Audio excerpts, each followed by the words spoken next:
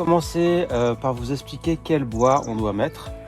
Alors première chose très importante, on ne met pas de charbon dans un brasero plancha. Pas d'intérêt de mettre du charbon puisque ce qu'on recherche, c'est la flamme qui va en fait chauffer la planche sur laquelle on va cuire bien sûr les aliments. Donc le bois qu'on peut mettre, c'est comme n'importe quel flambé, on va dire, au bois.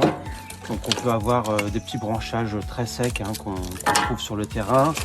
Moi j'ai des petites chutes aussi de bois de sapin brut. Il ne faut pas que ce soit traité naturellement.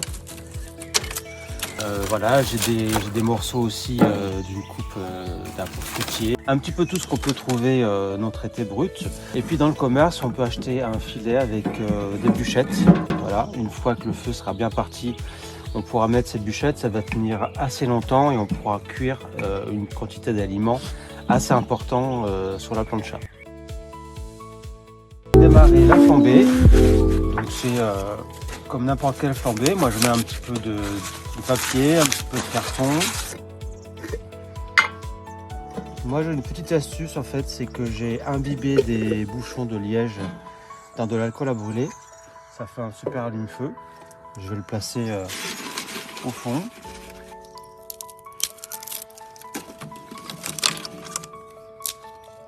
Et là tout simplement, je vais mettre aussi un petit peu de liquide d'allumage en plus.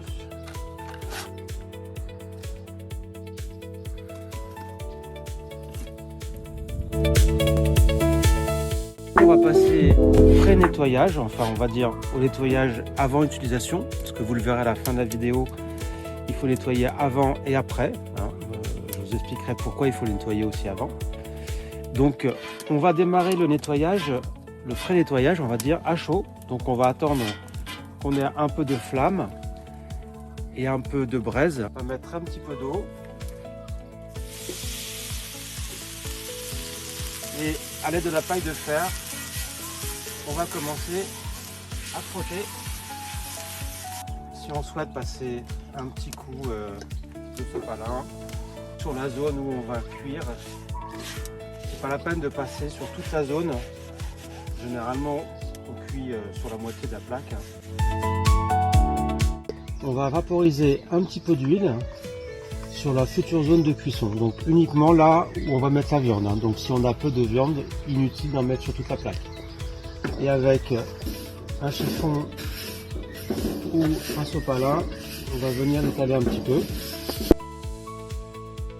On va avoir plusieurs zones chaudes avec différentes températures. Donc selon l'organisation de ces braises dans le foyer, on va pouvoir, en la poussant, s'aménager par exemple ici une zone très chaude et puis des zones moins chaudes sur les côtés qui sont des zones plus pour maintenir au chaud. Comme j'ai défini que j'aurai une zone chaude ici, donc c'est pour la saisie de la viande et des aliments, je vais pousser un petit peu la braise devant.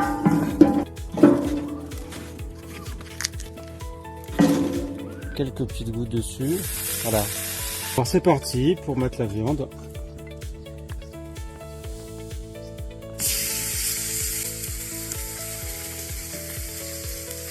J'aime beaucoup faire des légumes à la plancha, c'est très approprié, très pratique.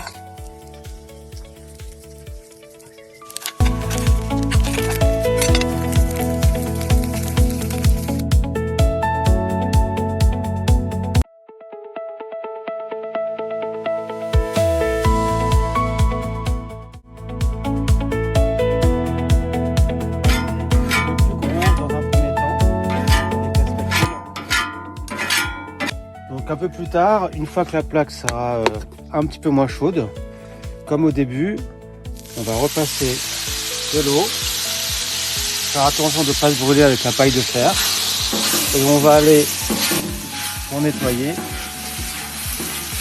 le plus gros.